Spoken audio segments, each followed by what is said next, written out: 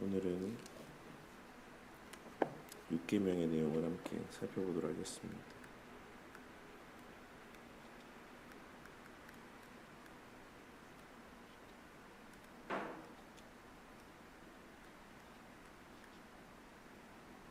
육계명 내용은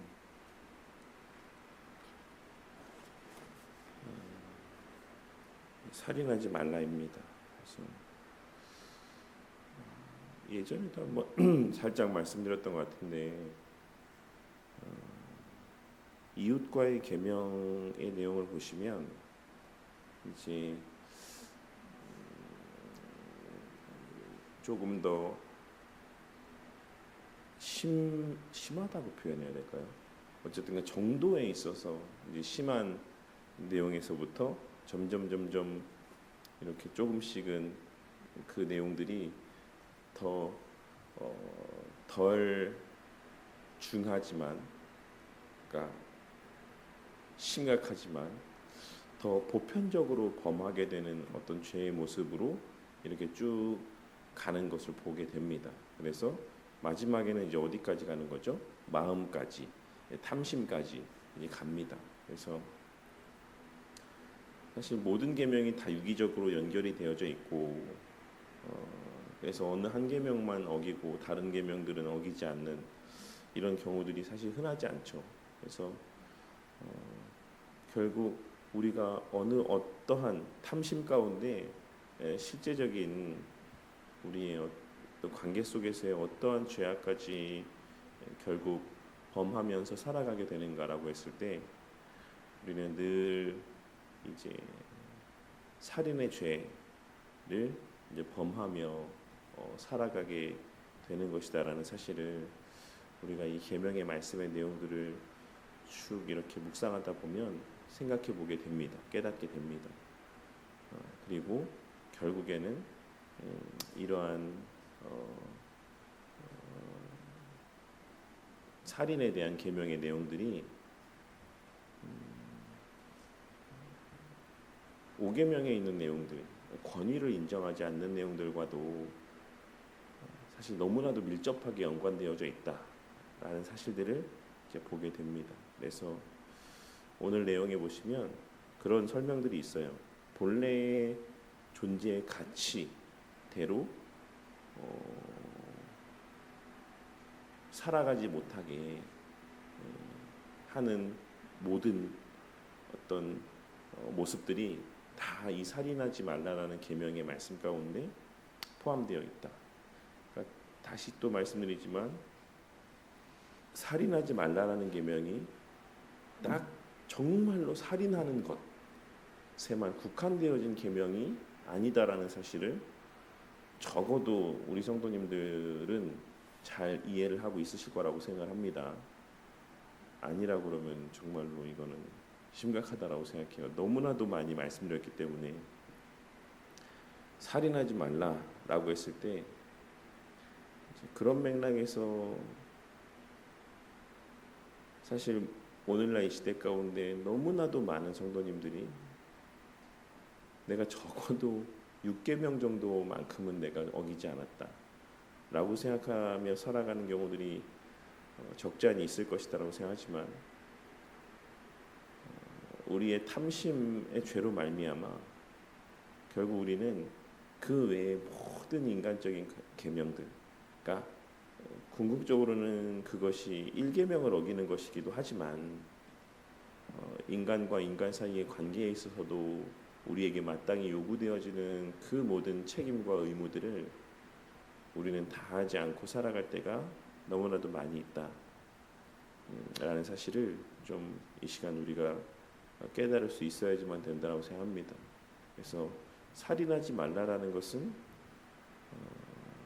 그 생명의 위해가 되는 그 어떤 행위도 하지 말 것을 의미하는 것이자 또 그와 동시에 그 생명에 유익이 되는 일들만 최대한 적극적으로 행할 것을 말씀하고 있는 것이고 이웃의 생명이 보존되어지도록 그리고 그 생명의 가치가 온전히 발현되어지고 또 행하여지도록 최대한 우리는 돕는 자의 역할들을 감당해야지만 된다라고 하는 의미가 담겨 있습니다. 거기까지 우리가 이 계명의 내용들을 확장해 보면, 그러면 생명이 무엇이고 그 생명의 본질적 가치가 무엇인가에 대해서도 생각해 보게 되겠죠. 생명이 무엇입니까? 우리가 여기서 이제 살인하지 말라라고 하면 필연적으로 생명의 의미에 대해서 생각해 보게 되는데, 우리는 본질적으로 생명이라고 하는 것이 단순히 육신적으로 숨을 쉬고 호흡하며 심장이 뛰고 또한 머리로 생각하고 사고하며 어떤 마음을 품고 살아가는 어떤 그런 삶이 생명이 있는 삶이다라고 생각하지 않죠. 성경은 언제나 이제 주를 믿지 아니하고 세상 가운데 살아가는 자들을 가리켜서 다 죽은 자들이다라고 표현하는 것을 알 수 있는 것처럼, 결국 관계성에 있는 것이죠. 하나님과의 관계성. 그래서 살인하지 말라라는 이 말씀 가운데는 더 폭넓게는 내 자신의 하나님과의 관계는 물론이고, 그러니까 이웃의 하나님과의 관계에 있어서 그 관계가 깨어지거나 혹은 소홀해지거나 멀어지게 하는 이 모든 일들에 있어서 그들이 그와 같은 상황 가운데 있는 것을 방치해서도 안 되는 것이고, 이것이 어떤 계명과 또 자연스럽게 연결되는 것 같습니까? 5계명의 내용과도 연결되어지는 것이다라고 할 수가 있죠. 그래서 최대한 그들이 하나님과의 온전한 관계 가운데 있고 그 관계 속에서의 자신의 본질적 가치, 그 의미를 늘 깨닫고 그 본질적인 가치대로 살아갈 수 있도록 최선의 노력을 기울이는 것, 이것도 6계명에 포함되어지는 확장된 의미에서의 또 포함되어지는 모습이다라고 할 수가 있는 것입니다. 그래서 그런 맥락에서 보자면 이제 목사에게 있어서의 목사가 또 목사의 위치에서 성도님들의 어떤 신앙을 위해서 하나님과의 관계 가운데에서 그 맡겨진 역할들을 다 하는 것, 이것도 사실 5계명에도 포함되지만 6계명에도 포함되어지는 것이다. 우리 이것을 소홀할 때 당연히 5계명도 어기는 것이긴 하지만 6계명의 내용들도 어기는 것이다. 그리고 이 모든 행위들의 그 기저에는 또 다른 측면에서의 탐심, 욕심, 자기 자신의 만족을 추구하는 마음들이 자리하고 있을 수 있다라는 사실을 좀 우리가 생각하면서, 그것이 비단 6계명의 말씀에만 해당되어지는 것은 아니겠죠. 7계명, 8계명, 9계명, 계속해서 우리가 함께 살펴볼 이웃과의 관계 속에서 요구되어지는 바, 이런 내용들 가운데 이런 내용들을 좀 주지하고 좀 요 계명의 의미들을 함께 살펴보는 시간들을 갖도록 하겠습니다. 그래서 오늘은 사실 6계명의 개괄적인 내용이고 표면적인 어떤 의미들을 한번 살펴보고 이제 다음 시간부터는 쭉 그 세세한 내용들을 함께 좀 살펴보려고 합니다. 그래서 소요리 문답과 대요리 문답 그리고 말씀 요절 너무 짧지만 같이 한번 읽어보고, 대요리 문답만 읽어보도록 할게요. 그리고 말씀 요절 같이 한번 읽어보겠습니다. 시작. 제6계명은 무엇입니까? 제6계명은 살인하지 말라입니다. 우리 말씀 요절 같이 읽겠습니다. 시작. 살인하지 말라. 네. 너무나도 짧고 아주 단호하며 명료합니다. 어떤 다른 해석의 여지가 존재하지 않는, 긴 말이 필요하지 않는 그런 말씀들을, 이제 말씀의 내용을 말씀하고 있습니다. 교리 해설의 내용에 보시면, 그래서 6계명은 하나님께서 사람의 생명에 부여하신 가치, 그렇죠? 이것이 얼마나 소중한지를 일깨우는 명령이다. 그래서 제가 지금 좀 전까지 드린 말씀의 내용들을 요 한 문장이 또 거의 대부분 함의하고 있다, 나타내 보여주고 있다라고 생각하시면 될 것 같아요. 단순히 그 생명 자체에 대한 것이 아니라 그 생명의 가치에 대한 것을 우리 가운데 상기시켜 주시는 계명의 말씀이다. 그래서 생명을 보호해야 되는 것이 이 계명의 말씀 가운데서 우리에게 요구하고 있는 바, 그리고 이 일을 위해서 이웃과 적극적이며 능동적으로 화목한 삶을 살아가며 사랑을 나누라고 하는 적극적인 의미도 포함되어 있다라고 할 수가 있습니다. 밑에 보시면 여기서 살인하지 말라라는 표현은 의도적으로 상대를 부당하게 죽이는 반도덕적인 행위 일체를 말합니다. 라고 이야기하며 두 가지 살인하지 말라는 계명의 말씀을 우리가 마땅히 지켜야 되는 이제 두 가지 이유를 설명하고 있습니다. 하나는 생명의 주권자가 하나님이시기 때문이다. 당연한 말이죠. 그렇기에 다음 페이지에 283페이지 여섯 번째 줄, 다섯 번째 줄인가요? 하나, 둘, 셋, 네 번째 줄이네요. 네 번째 줄부터 한번 보시면 사람은 하나님의 교훈에 따라 살아야 되는 존재로서 다른 사람의 생명을 해할 권한이 없으며 자신에게서 스스로 생명을 빼앗을 권한도 없다. 생명에 대한 그 어떤 우리에게 있어서의 주권, 권리가 없다. 그래서 사실 이 계명의 말씀 가운데 아주 1차적인 의미 가운데에서는 표면적인 의미 가운데에서는 우리가 오늘날 두 가지 것을 좀 함께 생각해 봤으면 좋겠는데 하나는 스스로 자신의 생명을 빼앗는 것, 흔히 우리가 자살이라고 이야기를 하죠. 우리에게는 자살의 권리가 없습니다. 만약에 우리 가운데 뭐 누가 자신의 노력과 의지로 이 땅에 태어났다고 한다면 100번 1000번 양보해서 그랬다라고 한다면 그럴 수 있는 여지를 조금이라도 생각해 볼 수 있겠죠. 하지만 그렇다라고 해도 자기가 노력해서 생명을 얻었다라고 할지라도 그 생명이라는 것 자체의 주권자는 하나님이시기 때문에 1000번 만번 양보를 해도 맞지 않죠. 그 자체가. 근데 그 생명이라는 것이 주어진 것도 사실 우리가 우리의 힘과 노력으로 생명 얻은 사람이 누가 있습니까? 태어난 사람이 누가 있습니까? 청소년 시기에 우리 아이들을 보면 혹은 이제 막 자아를 이제 형성해 가는 아이들을 보면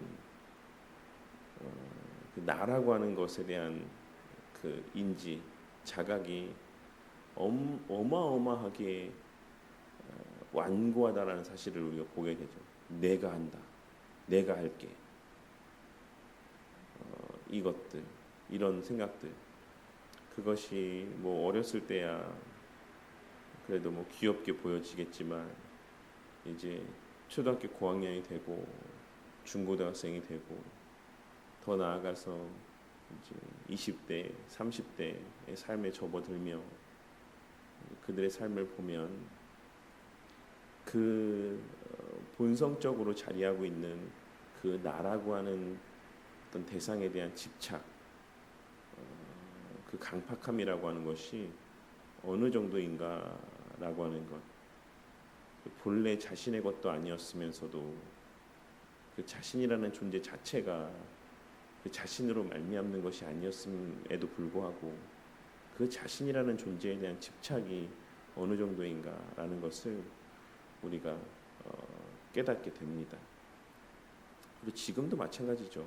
저나 우리 성도님들 모두의 마음 가운데는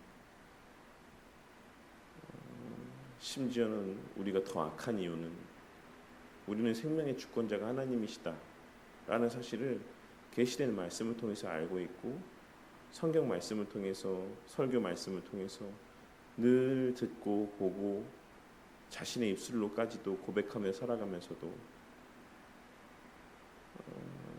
심지어는 그 말씀을 들을 때조차도 자신의 생각, 그 자아가 그 말씀에 대한 판단의 주권자가 되고 그것을 수용할지 수용하지 않을지 여부에 대한 판단자가 되어서 그 말씀을 듣는 경우들이 너무나도 많이 있죠. 이런 모습들도 사실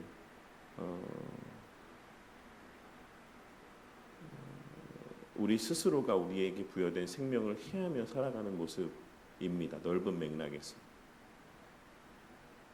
어쨌든 이런 내용들에 대해서 한번 좀 생각해 볼 필요가 있고, 또 한 가지는 또 비슷한 결의 내용이긴 하지만 최근에 들어서 이제 안락사 문제, 그리고 존엄사라고 이야기하나요? 스스로가 생을 마감할 수 있는 어떤 권리들에 대해서 요즘에 들어서 좀 많이 논의가 되고 있는 것 같아요. 그래서 최근에도 독일인가 스위스인가 이제 어디로 출국을 하려고 하시다가 제지당한 경우가 있는데, 이제 그런 예약을 다 해놓고 유럽 어딘가 나라에서는 이제 그게 합법화되어 있는 것 같아요. 그래서 어떤 이제 수면 캡슐 같은데 들어가서 이제 그냥 그렇게 잠 자듯이 그렇게 생을 마감하는 겁니다. 아무런 고통도 없이. 그러니까 주로 이제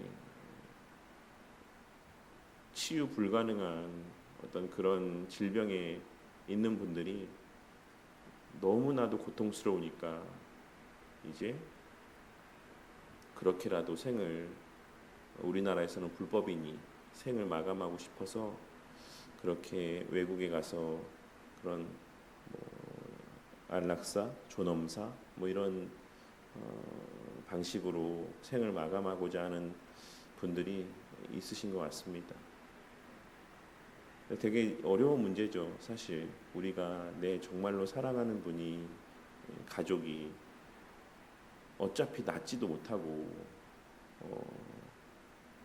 그냥 하루하루 언제 생이 마감되어지나라는 것만 기다리며 그냥 거의 마약성 진통제만 투여받으며 하루하루 그렇게 버티는 모습을 보면서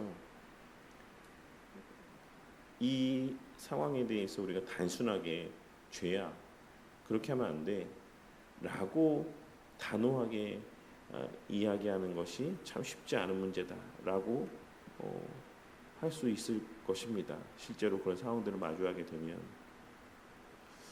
하지만 그럼에도 불구하고 우리가 생명에 대한 부분에 있어서는 뭐 다른 부분에서도 마찬가지지만 아주 일점의 부분도 우리에게 있어서의 어떤 권한이 없다.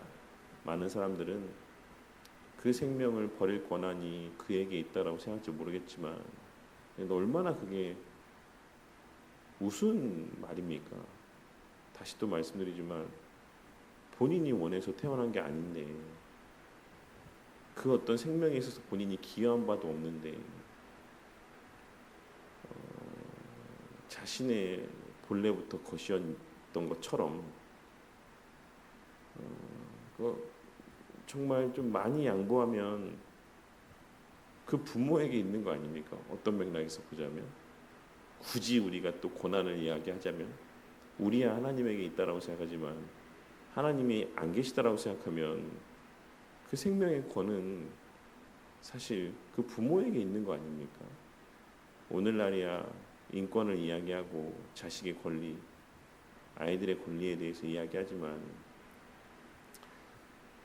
참 근거가 없는 사실 또 말인 것 같아요. 그렇다고 뭐 제가 아이들의 권리를 인정하지 않는다 이런 것을 말씀드리는 것이 아니라, 그러한 생각 자체가 얼마나 아무런 기반도 없는 헛된 망상이고 착각인가라는 생각을 해보게 됩니다. 그래서 어쨌든 이러한 부분들에 대하여 우리가 좀 숙고해 볼 필요가 있다. 하지만 허용되어지지 않는 부분이다라는 것을 좀 기억을 했으면 좋겠습니다. 그래서 1차적으로는 생명의 주권이 하나님께 있다. 그렇기에 우리는 생명에 대해서 내세울 수 있는 권리, 혹은 생명과 관계되어서 우리에게 허락되어진 어떤 범주가 눈꼽만큼도 없다. 그렇기에 타인의 생명은 물론이고 자신의 생명과 관계된 부분에서도 우리는 그것을 마음대로 취하거나 혹은 버릴 수 있는 그런 존재가 아니다라는 것을 좀 기억할 수 있어야지만 되겠습니다. 또 하나의 이유는 사람은 하나님의 형상으로 창조받은 존재다라고 하는 것이죠. 그러니까 여기에는 좀 더 확장된 의미가 담겨 있습니다. 그래서 우리가 그 생명을 취하거나 해야 하는 것은 하나님의 형상을 해야 하는 것이다라고 할 수 있고, 그런 맥락에서 하나님을 나타내는 존재인데, 그런 특별성, 인간에게는. 그런데 그 본래대로의 주어진 특권적인 어떤 그 하나님의 형상으로서의 모습, 생명을 취하는 것이 그것을 해야 하는 것일 뿐만 아니라 그 본래의 기능적 존재적 어떤 가치대로 발현하며 그렇게 살아가지 못하게 스스로도 하고 남도 그렇게 만드는 것, 이것도 육계명을 어기는 죄다라고 말씀하고 있는 거죠. 그래서 밑에 보시면 밑에서 5번째, 9번째 줄에 보시면 사탄이 하나님의 형상인 사람을 자신의 종으로 삼아 죄의 종로를 타게 할 때, 그것은 바로 하나님의 형상의 또 다른 의미에서의 파괴다. 이거를 우리 자신에게 적용하면 어떻게 됩니까? 우리 자신이 내 뜻대로, 내 생각대로, 내 판단대로, 내 유익을 위해서 살아가는 삶, 이것은 하나님과의 관계에서의 측면에서의 죄이기도 하죠, 당연히. 근데 어쨌든 이 6계명에 있어서도, 그러니까 뭐 5계명도 당연히 어기는 거고 권위를 인정하지 않는 것이니까, 근데 6계명을 어기는 것이기도 합니다. 자기 스스로의 형상을 파괴하며 살아가는 것이고, 다른 사람들에게 어떤 그런 요구되어지는 바를 행하지 못하게 하는 것도 이 6계명에 해당되어지는 하나님의 형상을 살인하는 죄다. 그래서 스스로가 행하지 않으면 자살과 마찬가지로 그렇게 자신의 생명을 해하며 살아가는 살인하는 죄를 우린 계속해서 범하고 살아가는 것과 같다라고 할 수 있다. 그런 맥락에서 예수님께서 사탄을 가리켜서 처음부터 살인한 자다. 처음부터. 이해가 되십니까? 누굴 살인했습니까? 아담과 하와를, 하나님의 형상을 그들이 파괴하고 훼손했다. 그러니까 사탄이 직접 죽이지 않았잖아요. 아담을 죽이지 않았고 직접 물리적으로 하와를 죽이지 않지 않았습니까? 근데 왜 예수님께서 사탄을 가리켜 처음부터 살인한 자다라고 했을까요? 단순히 어떤 가인에 대한 것, 이런 것을 말씀하고 있는 게 아닙니다.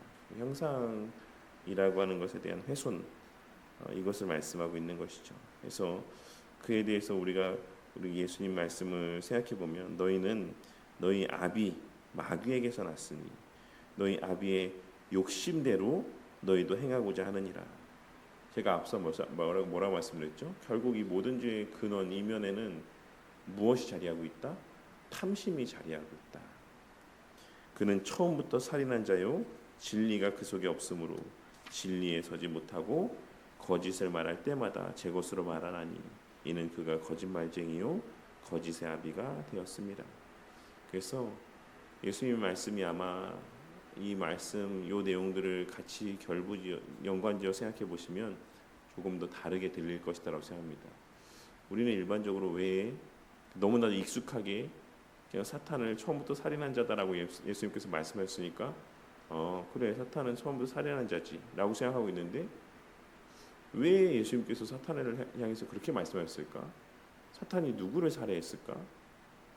라고 하는 것을 생각해 보면, 단순히 죄를 범해서 그가 하나님과의 관계에서 끊어지게 만들었다라는 측면에서만이라기보다는 더 본질적인 의미에서는 그것도 똑같은 본질적인 의미이긴 하죠. 어쨌든 또 다른 측면에서 보자면 그가 그 본래의 형상대로 살아갈 수 없도록 형상을 훼손하는 측면에서도 그는 살인한 자, 사탄은 그렇게 아담과 하와를 죽인 것과 마찬가지다 라고 할 수가 있는 것입니다. 이러한 이유로 하나님께서는 마지막 페이지에 살인하지 말라는 명령을 주셨으며, 이 명령을 불순종하는 죄는 하나님을 모독하고 대적하는 악행이라고 할 수가 있는 것입니다. 그래서 많은 분들이 그냥 직접적으로 누군가를 살인하지 않으면 나는 이런 죄를 짓지 않았어, 라고 생각하는 경우들도 많고, 이거보다 조금 더 나아가면 난 누구 미워하거나 이렇게 욕하거나 한 적이 없어. 물론 정말로 없진 않겠지만 스스로가 난 그런 적 없어. 그래서 나는 늘 사랑만 해 라고 하는 마음에서, 생각에서 나는 육계명은 어긴 적이 없어 라고 생각할지 모르겠지만, 사실 훨씬 더 폭넓은 의미들을 담고 있고 적용점들을 담고 있다. 그렇기에 사실 우리 가운데 살인하지 아니한 자는 단 한 사람도 없다. 우리는 다 본래부터 마귀에게 속하여 늘 셀 수도 없이 많은 사람들을 부지불식간에 살인하며 살아온 자들이다. 지금도 여전히 이 살인의 죄를 범하면서 살아가는 존재들이다 라는 사실을 좀 이렇게 생각해 볼 수 있었으면 좋겠습니다. 적용 질문. 사람의 생명의 주권은 하나님께 있습니다. 이 말이 뜻하는 바는 무엇입니까? 그것을 해할 혹은 버릴 권한이 우리에게 있지 않다.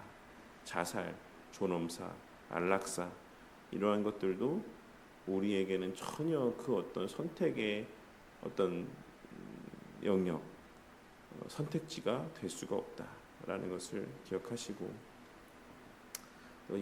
그런 내용이 또 갑자기 생각이 나네요. 예전에 제가 이제 부교육자였을 때 이제 아이가 어차피 오래 살지 못한다, 낳자마자 아마 곧 죽을 거다, 그러니까 그냥 뱃속에 있을 때 이렇게 아이를 그렇게 출산하지 않는 것, 그것이 나을 것 같다라고 병원에서도 식구들 모두도 다 그렇게 이야기할 때, 그 성도님, 제가 이제 그 맡았던 교구에 성도님께서 이제 그런 관련해서 기도 제목을 요청하시고 했을 때 제가 신방했던 내용들이 생각이 나네요. 정말 솔직하게 그때 말씀을 드렸었죠. 제가 어떤 맥락에서 보면 제 자식이 아니고 제 상황이 아니라서 이렇게 쉽게 말씀드리는 건지 거라고 생각하실 수도 있겠지만 절대 그렇지 않다. 목사이기 때문에 어쩔 수 없이 이렇게 말씀드리지만 그런 결정이 정말 쉽지 않다라는 것을 안다. 하지만 생명이 우리 가운데 있는 게 아니기 때문에 저는 이제 목사로서 이렇게 성도님께서 공적으로 거기에 대한 조언을 구하고 하실 때 저는 이제 나으라고밖에 말씀을 드릴 수가 없다. 그랬던 기억이 납니다. 뭐 감사하게도 하나님께서 어느 정도의 시간을 그래도 살게 하시고, 그리고 그 아이가 이제 결국에는 정말 어린 나이에 두 돌이 되지 않았을 때였던 것 같아요. 근데 그때 이제 그렇게 하나님께서 데려가시긴 했지만 그 이후에, 장래 이후에 그 가정에서 그래도 낳길 잘했다, 이렇게 그 간에 충분히 기뻤고 감사했고 했다, 이런 이제 말씀을 하셨다라는 얘기를 들었을 때 너무나도 감사한 마음이 있었습니다. 그러니까 사실 우리가 알 수 없는 일이죠. 우리는 그저, 다시 또 말씀드리지만, 그냥 하나님의 계명의 말씀대로 살아가는 자들에 불과합니다. 나머지의 모든 문제는 하나님에게 속해 있는 문제죠. 그 일에 대해서 우리가 왈가왈부하고 할 그러한 정도의 위치에 있는 자들이 아니다라는 것을 기억하시고, 우리에게는 생명에 대한 분깃이 없다. 그래서 누가 그랬는데, 최근에 누구인지 기억이 안 나요. 그 임신했을 때 그 검사하잖아요. 그 무슨 검사를, 이제 기형아 검사라고 하나요? 그런 검사하는데 제가 최근에 들었던 것 같아요. 우리는 그런 거 하지 않았다. 뭐 그거 안다고 한들 뭐 안 나올 것도 아니고 먼저 알아봤자 마음만 불편할 거 우리는 어차피 하지 않았다. 이런 얘기를 저 어떤 목사님에게 들었는지 어쨌든 그랬던 것 같아요. 어떤 면에서 보면 참 지혜로운 거죠. 우리가 돈 들여가면서 그거 안다고 한들 뭐 할 겁니까? 남아있는 출산할 때까지 계속해서 그거나 걱정하고 고민하고 염려하고 마음으로 죄나 짓죠. 네. 차라리 아예 모르고 그냥 건강할 것이다라고 믿고 확신하며 있다가 또 막상 출산했을 때 또 그런 상황이 되면 또 그에 또 하나님의 뜻이 있을 거라 생각하고 양육하면 되는 거죠. 그래서 사실 이 말씀이 우리의 삶에서 너무나도 실제적으로 적용되어지는 부분들이 많다라는 것을 좀 생각했으면 좋겠습니다. 이번에 사람을 살인하는 것이 육체를 죽이는 것 이상이 어떤 의미를 갖습니까? 하나님의 형상을 훼손하는 것에 의미를 갖죠. 사람이 살인하는 행위와 사탄의 행위를 비교할 때 공통된 특징이 뭡니까? 결국 하나님 대적하는 겁니다. 그리고 자기 스스로를 생명의 주권자의 자리에다 갖다 놓는 거죠.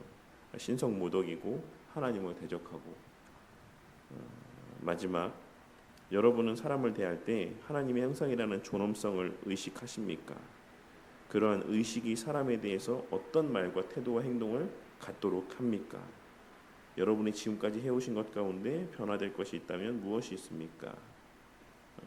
다 우리가 서로 생각해봤으면 좋겠습니다. 그래서 지난 시간에 나누었던 윗사람들에게 요구되어지는 의무, 죄에 대해 생각해봤을 때 어떤 내용이 있었습니까? 그 아랫사람들, 우리의 보호 아래 있는 자들이 정말로 하나님에게 속한 자로서 이제 마땅히 살아갈 수 있도록 그들을 보호하고 지키고 또 그러한 삶을 장려하고 그러한 삶을 살 수 있도록 격려하고 하는 것이 우리 가운데 요구되어진다라고 하는 것들을 봤죠. 그러니까 반대로 그거 안 하는 거 다 죄다. 또 더 나아가서 어떤 내용들이 더 있었습니까? 격동시키는 거 죄다. 이런 이야기들을 우리가 나눴죠. 그러니까 당연히 여기에는 누군가 욕하면 안 돼, 함부로 대하면 안 돼, 이런 것도 당연히 포함되어 있습니다. 귀하게 생각할 줄 알아야 돼, 하나님의 형상으로 대할 수 있어야 돼 라는 건 당연한 거고요. 더 나아가서 그도 하나님의 형상으로서 하나님과 온전한 관계 가운데 하나님의 형상대로의 삶을 살아갈 수 있게 해야 된다라는 의미가 여기에 담겨 있다. 그러면 우리가 한 게 더 나을 것, 그냥 내가 그냥 보지 말아야지. 보면 화만 나고 미워만 하니까 그냥 그냥 멀리하고 적당한 거리 두고 살아야겠다라고 생각하는 것도 사실 우리 딴에는 내가 율계명 어기지 말아야지라고 생각하는 모습일 수 있지만 사실 본질적으로는 그것도 율계명을 어기는 모습이다. 왜? 이웃이 그 본래에 지음받은 형상대로 살아갈 수 있도록 우리가 우리의 허락되어졌는 역량 안에서 최선을 다하는 것이 율계명에서 요구하고 있는 바, 우리에게 말씀하고 있는 바이기 때문입니다. 이해가 되십니까? 내가 미워하는 사람도 우리가 용서할 뿐만 아니라 더 나아가서 복음을 전해서 그가 변화되어 하나님의 형상을 회복하고 그 본래 하나님의 형상의 가치대로 살아갈 수 있도록 하는 데까지가 율계명이 요구하는 바입니다. 그러니까 우선 지금 이 얘기를 들으실 때 무슨 생각을 할 거라고 생각하냐면 저는 나는 죄인이다. 나는 그렇게 못하겠다. 이렇게 생각하는 사람들이 저를 포함해서 대부분일 거라고 생각합니다. 그러니까 요는 죄를 안 짓고 살아가는 사람은 없습니다. 우리의 삶 가운데. 네. 그래서 내일 해당되는 내용인데 어떤 내용들이 있냐면 마음을 평온하게 하고 그러니까 생명을 보존하기 위해서 모든 노력들을 기울여야 된다 이렇게 이야기하면서 누구의 생명이든지 부당하게 빼앗아가려는 모든 생각과 의도를 물리쳐야 된다. 그러한 기회와 유혹과 실행을 피해야 된다. 그리고 마음을 평온하게 하고 즐거워하며 음식과 음료와 약과 수면과 노동과 오락을 건전하게 사용해야 된다. 이런 내용들 너무 많습니다. 이 내용들을 내일 한번 좀 또 살펴보도록 하겠습니다. 이 시간 육계명에 이렇게 많은 내용들, 이렇게 풍성한 의미들이 담겨 있다. 그래서 우리가 가인을 볼 때, 아유 저 쳐죽일로 저렇게 동생을 저렇게 한다고 생각할지 모르겠지만, 우리라고 뭐 별 수 있습니까? 우리도 우리 형제들을 다 살인하며 살아가고 있는 것과 똑같아요. 복음을 전하지 않는 것, 형제들을 죽음 가운데 방치하는 것, 그들을 지옥 가는 삶 가운데 내버려 두는 것. 우리가 다시 또 말씀드리지만 지옥의 그 실제성과 지옥의 어떠함을 우리가 안다면, 그 마음 가운데 천국이 어떠할 것이다라는 사실에 대한 인지가 있다면 지옥이 어떠할 것이라는 것에 대한 인지도 있을 겁니다. 왜냐하면 그에 상응하는 것이기 때문에. 그것이 육적으로도 영적으로도 심적으로도 우리의 극치의 복기라고 한다면, 하나님 나라에서의 완성된 하나님 나라에서의 우리의 누리게 될 삶이 영적이고 심적인 부분에서 뿐만 아니라 물리적이고 육적인 측면에서도 가장 극치의 복된 삶이다라고 한다면, 그의 반대편에 서 있는, 대척점에 서 있는 지옥에서의 삶은 단순히 영적이고 심적인 측면에서만의 고통이 아니라 물리적이고 실제적인 육적인 측면에서도 극치의 고통입니다. 무엇으로도 표현할 수 없고 무엇으로도 그것을 우리가 감히 상상조차 할 수 없어요. 천국에서의 삶을 우리가 감히 상상할 수 없는 것처럼 지옥에서의 고통도 우리가 감히 상상할 수 없습니다. 그러니까 가장 그래서 스프로 목사님이 그런 얘기를 한 거죠. 지옥에 대한 예수님의 말씀, 예수님이 천국보다 지옥에 대해서 더 많이 말씀하셨다. 그리고 예수님 말씀하신 지옥에 대한 말씀들이 비유일 수도 있다. 근데 비유라면 실제는 더할 것이다. 그러니까 차라리 그것이 문자적이라고 생각하는 게 우리에게 덜 고통스러울 수 있다. 근데 어땠습니까? 예수님 말씀 가운데는 영원토록 불에 타는 고통이다라고 말씀을 하고 있죠. 그것이 문자적이어도 너무나도 고통스럽겠죠. 근데 비유라면 더 할 것이다라고 말씀하고 있는 겁니다. 그러니까 우리가 불에 대본 적 다들 한 번쯤은 있잖아요. 심하든 덜하든 그것이 얼마나 고통스러운지를 조금이라도 생각해 본다라고 하면, 내 사랑하는 사람들이 영원토록 그런 고통에 있는 거예요. 하나님과의 관계는 영원히 단절돼서 더 이상 거기서 헤어나올 수 있는 길은 아예 없고, 온 몸이 불에 타는 듯한 고통, 타는 듯한이 아니죠. 타는 고통이죠. 라이터로 그 손 마디마디 하나하나를 그렇게 불에 태우고 계속 그 불 위에 있게 한다라고 생각해 보십시오. 예전에 안용복이라는 분이었나요? 그 독도 관련해서, 그것도 꾸며낸 이야기인지 모르겠지만 그 온몸에 살갗을 다 벗겨갖고 이 쇠꼬챙이 바늘 위를 막 걷게 했다. 이런 말들을 제가 들었던 것 같은데, 이래도 너 독도에 대해서 이렇게 얘기할까요? 이래 그런 얘기를 들었던 것 같아요. 발바닥 살갗을 벗겨서 그런 위를 걷게 했다고 그랬나?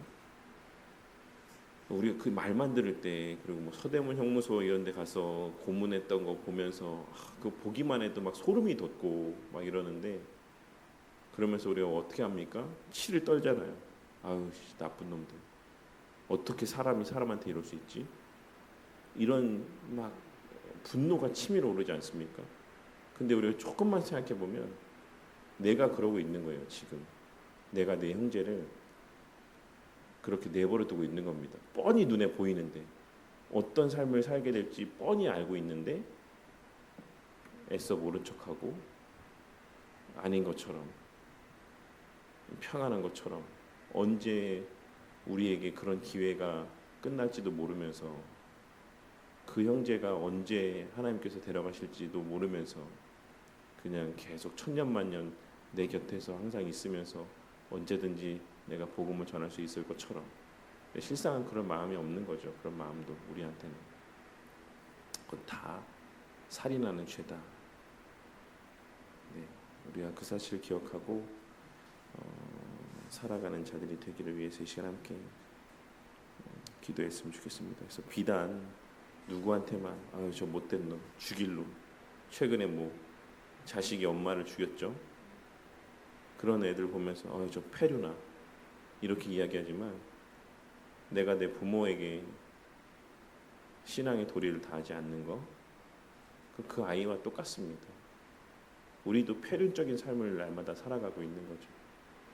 그래서 이런 사실들을 기억하고 늘 남을 주목하기보다는 내 자신을 주목하며 늘 회개하고 하나님의 형상을 온전히 나 스스로도 발현하고 이웃도 형제도 가족들도 그렇게 하나님의 형상대로의 가치를 바라는 삶을 살아갈 수 있도록 애쓰고 노력하는 삶을 살아가는 자들이 되기를 위해서 함께 기도하겠습니다. 그리고 오늘 또 한날의 일정들 수요예배가 있죠. 오늘 수요예배가 있는데 하나님의 형상 관계를 또 잘 우리가 누리는 한날이 되기를 위해서 일상학교 준비를 위해서 함께 이 시간 기도하고 개인적 기도 제목들 위해서 기도하시고 또 우리 성도님들의 여러 기도 제목들 기억나시는 대로 함께 기도하고 하루를 시작하도록 하겠습니다. 기도하시겠습니다.